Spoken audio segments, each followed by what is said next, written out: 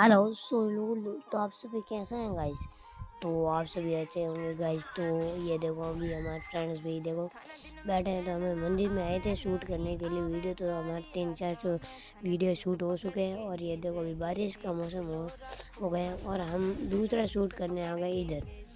तो गाइस इधर भी व्यू बहुत ही अच्छा आ रहा था इसलिए इधर आ गए। तो इधर भी हमारा शूट कंप्लीट हो रहा है। एक दो शूट इधर कंप्लीट होंगे हमारे। तो गाइस ये चैनल को सब्सक्राइब कर देना, प्लीज़ फॉलो कर देना गाइस। तो ये शूट तो ये भी शूट हमारा कंप्लीट हो चुका है गाइस। तो अभी हम इधर शूट बैठे हैं तो दूर और अभी चलते हैं हम।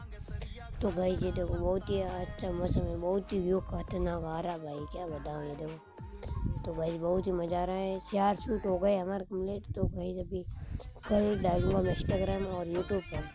तो गाइस ये आपको व्लॉग अच्छा लगा तो लाइक करें और चैनल को सब्सक्राइब करें।